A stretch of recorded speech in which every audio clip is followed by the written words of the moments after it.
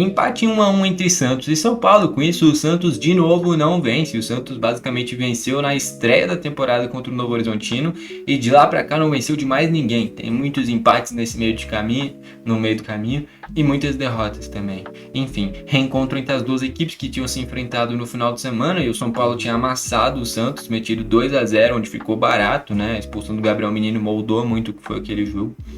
Enfim, e aí nesse reencontro empate 1-1. Vou comentar sobre esse jogo aqui nesse vídeo. Só antes de destacar, eu tenho dois canais sobre futebol, que é o 21 Futebol Clube e o R42 Futebol. Aqui eu vou comentar sobre esse empate entre Santos e São Paulo. No outro canal eu comentei sobre o empate entre Flamengo e Inter. Tá bom? Destacar que eu tô fazendo esse vídeo próximo de 5 da manhã, pô. Então já me segue e curte aí o vídeo. Enfim, sobre o jogo, um jogo onde o Santos começa melhor, com um volume de jogo interessante, criando oportunidades e acaba não aproveitando elas.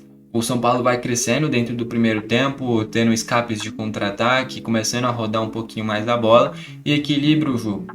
Vale destacar uma jogada próximo dos 20 do primeiro tempo, em que ia ter um Santos esmagando, né, um Santos pressionando nesse início de jogo, e o São Paulo tem um escape. É acionado uma bola longa para o Calheri, que ele ganha à frente do Adonis Frias, e o Adonis Frias puxa ele e derruba o Calheri.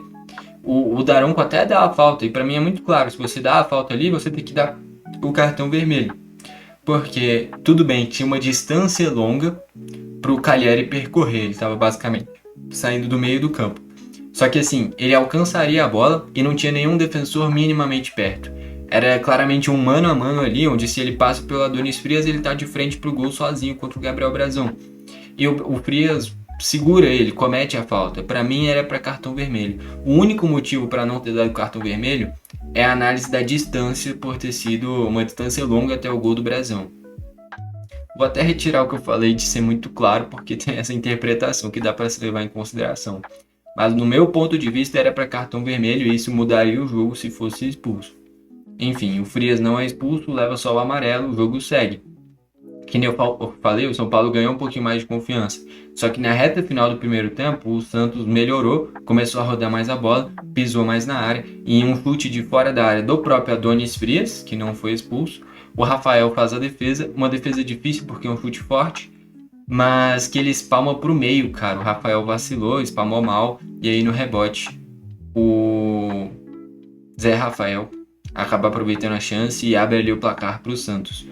Um gol já nos minutos finais para com isso levar para o intervalo essa vantagem para o Santos. Vale destacar o Santos ainda sem o Neymar. Eu estava vendo notícias que provavelmente ele estreia no final de semana contra o Noroeste. Vamos ver se é isso que acontece, porque o Santos precisa dele. O Santos venceu basicamente só do Novo Horizontino até agora na temporada, onde o Tassiano decidiu o jogo, inclusive. E de lá para cá não venceu mais ninguém. Muitos empates nesse meio do caminho, mas muitas derrotas também. Enfim, e aí no segundo tempo, o São Paulo chegando próximo da metade do segundo tempo, consegue rodar a bola, encontra espaços pelo corredor direito. O Mike com muita liberdade, a defesa do Santos vacilou demais nessa compactação defensiva. Então dá muita liberdade para o Mike e o Lucas com uma movimentação perfeita, saindo do meio para a ponta, com isso não dá tempo do defensor acompanhar ele. E aí ele chega cruzando para o Calheri, que ataca muito bem a bola, ganha, se não me engano, do próprio Adonis Frias de cabeça. E ali o São Paulo empata o jogo, faz o seu gol e coloca 1-1 no placar. No geral, pode ser que tenha gente que analise que é uma falha do Adonis Frias por ter perdido o combate direto com o Calheri, mas para mim é muito mais uma falha de compactação defensiva, onde primeiro deixou muito espaço no Mike, e até compensar esse espaço para chegar marcando o Mike, o Lucas já atacou novamente o espaço, e com isso o Lucas teve muita liberdade para chegar cruzando. Tanto é que, se eu não me engano, chega 2 jogadores do Santos para tentar cobrir essa brecha e os 2 chegam atrasados, porque justamente errou na marcação do Mike e aí no momento que foi compensar o Mike, o Lucas já atacou o espaço novamente. E aí quando foram marcar o Lucas, chegaram atrasados. O Lucas, que tem muita qualidade, arranja um cruzamento perfeito para o Calheri empatar o jogo.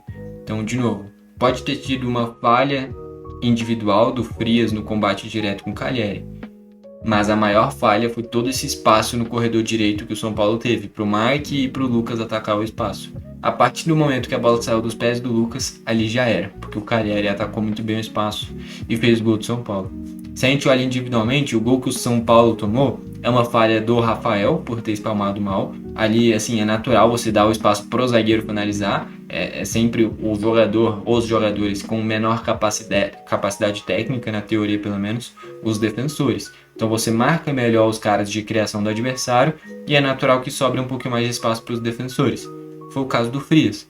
O erro talvez tenha sido o Zé Rafael ter ficado sozinho dentro da área, mas se o Rafael tivesse espalmado corretamente, essa bola nem cairia nos pés do Zé Rafael, né? Então o Rafael falhou no gol do Santos, e aí o Rafael e quem não marcou o Zé Rafael também. E aí nesse gol do Santos, olhando para a perspectiva do São Paulo e pro Santos, né? Um erro nessa compactação defensiva, onde o Mike teve muita liberdade e na sequência o Lucas atacou o espaço. Enfim, no geral, fechando esse 1-1, o Santos chegou a ter um volume de jogo maior na reta final através de bola parada, bola aérea no geral, só que não conseguiu transformar isso em grandes chances e, consequentemente, não saiu mais um gol e a partida termina nesse 1-1. Um resultado que é melhor para o São Paulo. O Santos, no geral, foi mais perigoso, se impôs mais, gerou mais oportunidades, mas ficou no empate de novo. É um Santos que simplesmente não vence e o Vojvoda já está na corda bamba. Eu tinha expectativa que se o São Paulo ganhasse, o Vojvoda poderia ter sido inclusive demitido. E olha que ele é um grande técnico, mas ainda não vingou no Santos, né? Tem momentos bons, momentos ruins. De fato, o Neymar vai ter que voltar para dar um jeito nesse time. É a expectativa do Santos, cara. Querendo ou não, enquanto o Neymar for jogador do Santos, sempre vai ter uma expectativa muito grande de tá mal? Se tivesse o Neymar ia melhorar. Tá mal e tá com o Neymar? Aí já era, porque é ele que vai salvar. Então, esse retorno do Neymar tem muita expectativa dessa volta dele. E, que nem eu falei, a tendência é que ele volte já contra o Noroeste. E aí o Santos, com o Neymar, se não ganhar do Noroeste, pelo amor de Deus, né? Tem que ganhar. Enfim, o Noroeste que tem o Carlão. É bom centroavante, tá? Já vou avisando. Existe a possibilidade do Santos tomar gol do Carlão. Você ouviu isso daqui primeiro, tá? Porque é um belo centroavante. Jogou a Série B no ano passado pelo Ferroviária também. Enfim, no geral é isso. Empate, melhor pro São Paulo, pior pro Santos que não ganha de ninguém. Enfim, foi esse o vídeo. Valeu e falou!